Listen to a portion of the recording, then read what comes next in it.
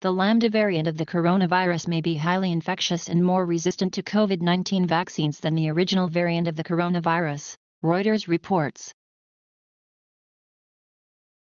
A new study, published online through bioRxiv but has not been peer-reviewed, found that the Lambda variant has 3 mutations to the spike protein that help it resist antibodies created by the COVID-19 vaccines. The study said that there were 2 additional mutations that make Lambda even more infectious, so, all at once, the variant can spread fast and evade vaccines, according to the researchers, who worked in a lab in Japan.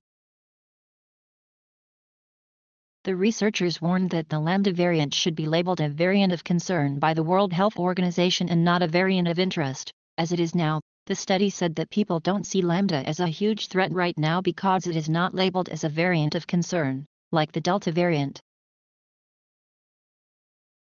Per Reuters, it's unclear if the Lambda variant is more dangerous than the Delta variant right now. But senior researcher Kei Sato, of the University of Tokyo, told Reuters that we should be concerned about the variant. Lambda can be a potential threat to the human society, he said.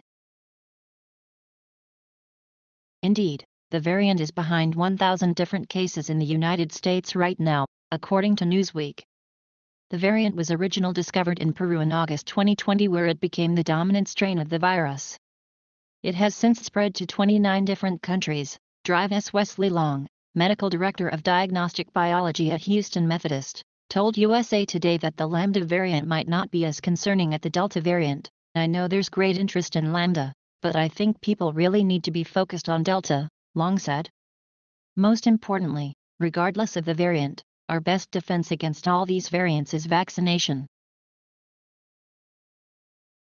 Next up in coronavirus, what makes some people superhuman immune to COVID-19? Pfizer's top scientist reveals why there are less side effects from Pfizer. Dr. Fauci reveals a major way to keep children under 12 safe from COVID-19. 10% of all U.S. COVID-19 cases came in the last 4 weeks. Some mutants are waiting hours in line for a COVID-19 test. Now the state is planning more sites. New report reveals the real chances of a breakthrough COVID-19 infection. Prince Harry gave an impassioned speech at an awards ceremony last night, pleading with governments and pharmaceutical companies to do more to vaccinate the world, where you're born should not affect your ability to survive, when the drugs and know-how exist to keep you alive and well, the Duke of Sussex told attendees of the 24th annual GQ Men of the Year Awards.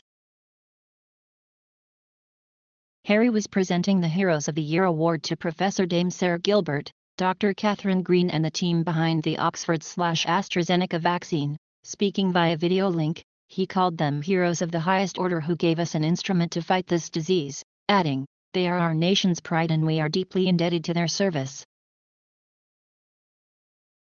But as he hailed their breakthrough research, he also called on others to do more, until every community can access the vaccine, and until every community is connected to trustworthy information about the vaccine, then we are all at risk, he said. He went on, as people sit in the room with you tonight, more than a third of the global population has received at least 1 dose of the vaccine.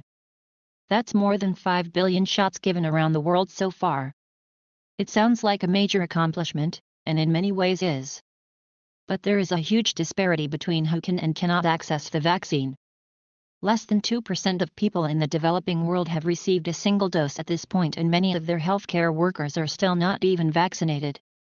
We cannot move forward together unless we address this imbalance as one. The Duke also spoke about the misinformation campaigns that are adding to vaccine hesitancy. This is a system we need to break if we are to overcome COVID-19 and the rise of new variants, he said. He then called on global governments, pharmaceutical leaders, and heads of business to do their part. That must include sharing vaccine science and supporting and empowering developing countries with more flexibility, he said. Harry and his wife Meghan, the Duchess of Sussex, have previously spoken out on vaccine inequality. Last May the pair were campaign chairs of Vax Live, the concert to reunite the world, an international COVID-19 vaccination effort organized by Global Citizen. Speaking at that event, Harry said, "None of us should be comfortable thinking that we could be fine when so many others are suffering.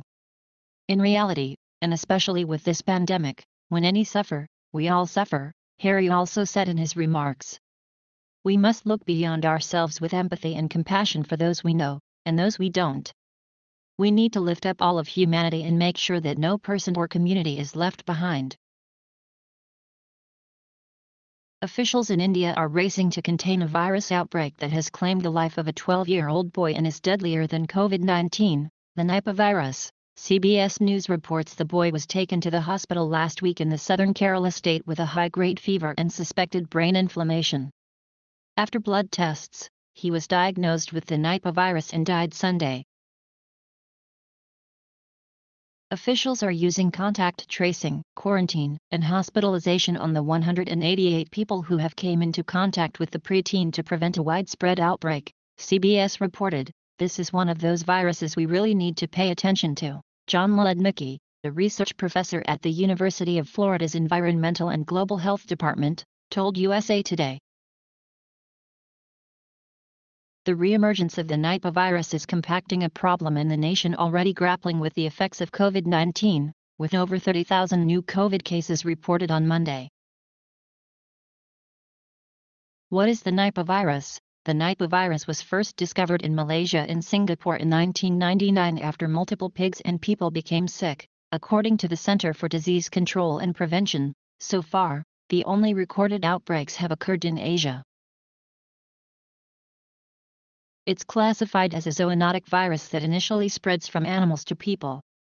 It can also be transmitted through contaminated food and directly between people. The Nipah virus is not related to COVID-19, but may have the same originating source, bats. The host of the virus is fruit bats, also known as flying foxes because of their large size. Lednicki said pigs are highly susceptible to the virus and can come in contact with it through fruit material the bats have been consuming. Other domestic animals like horses, goats, sheep, cats, and dogs can become infected, according to the CDC. Unsuspecting humans may also come into contact with contaminated fruit and become infected. There's probably an underestimate of people who have been infected with the virus due to people not being properly diagnosed, Lednicki said. What are the signs and symptoms? Symptoms of the Nipah virus vary from asymptomatic to acute respiratory infection and, at its worst, encephalitis, a swelling of active tissue in the brain that can be fatal. According to the World Health Organization, infected people can experience sore throat, fever, headaches, and muscle pains. If the infection progresses, dizziness and altered consciousness could be signs of encephalitis. The start of symptoms ranges from 4 to 14 days after exposure and there are currently no vaccines available to treat the virus. There's no good treatment for it, Lednicki said. They put you in the hospital, but there's really nothing much else they can do for you. WHO reports that 40% to 75% of Nipah cases are fatal compared to COVID-19 fatality rate of around 2%. Should people in US be worried? Lednicki said people in the U.S. don't need to worry much about Nipah virus because it has been isolated to Asia regions where fruit bats live, but there's always a chance someone can bring the virus into a new area. The concern really is how people travel, Lednicki said.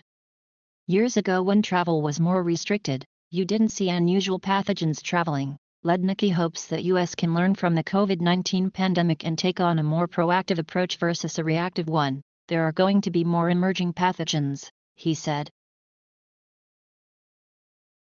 The United States is facing a COVID-19 surge this summer as the more contagious Delta variant spreads. More than 643,000 Americans have died from COVID-19 while over 4.5 million people have died from the disease worldwide, according to real-time data compiled by the Center for Systems Science and Engineering at Johns Hopkins University. Just 61.7% of Americans ages 12 and up are fully vaccinated against COVID-19. According to data from the U.S. Centers for Disease Control and Prevention. Nearly 350 children are currently hospitalized with COVID-19 in Texas, state data shows, according to the Texas Department of State Health Services online COVID-19 dashboard, which was last updated on Sunday afternoon. There are 345 pediatric patients in hospitals across the Lone Star State. That number was up from 282 on Thursday afternoon. The data also shows there are 73 staffed pediatric intensive care unit beds available in all of Texas. Since the new school year began in Texas last month, some 52,000 students have tested positive for COVID-19, according to the data. Similar to the Delta variant, the Lambda variant may be more infectious and vaccine-resistant, according to a recent study in Japan. The preprint study, which has yet to be peer-reviewed, shows that the Lambda variant is capable of bypassing the neutralizing antibodies that can fight off the virus.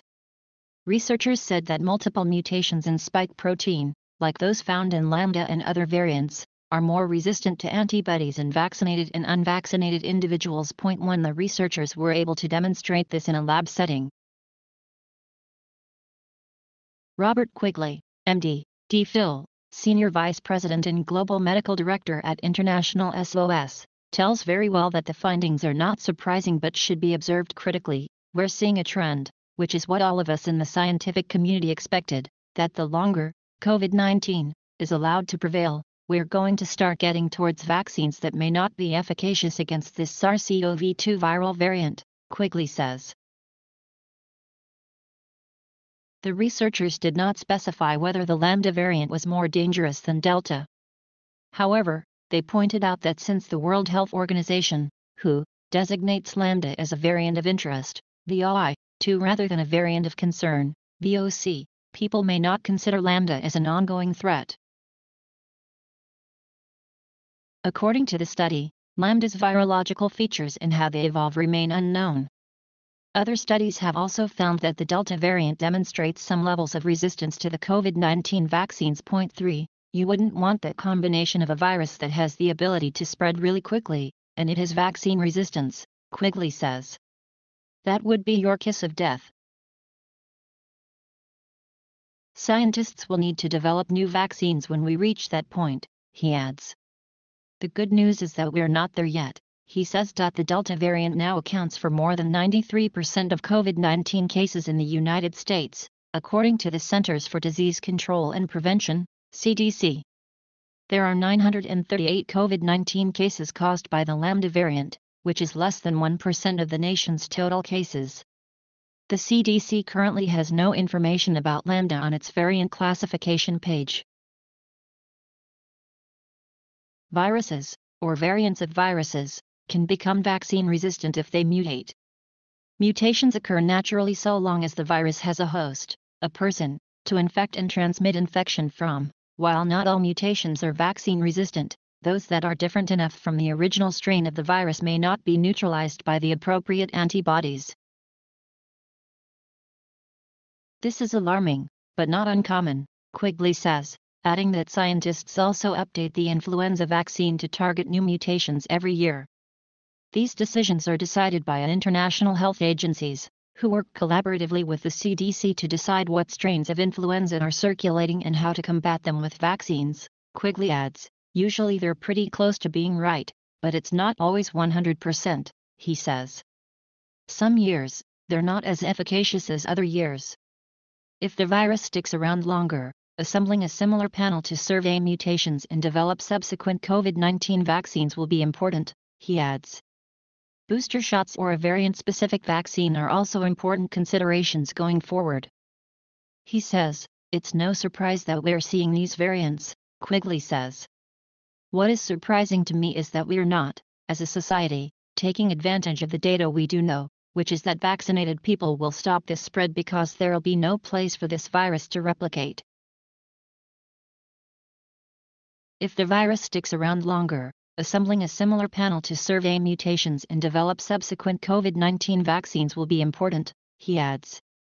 Booster shots or a variant-specific vaccine are also important considerations going forward, he says. It's no surprise that we're seeing these variants, Quigley says. What is surprising to me is that we're not, as a society, taking advantage of the data we do know, which is that vaccinated people will stop this spread because there'll be no place for this virus to replicate.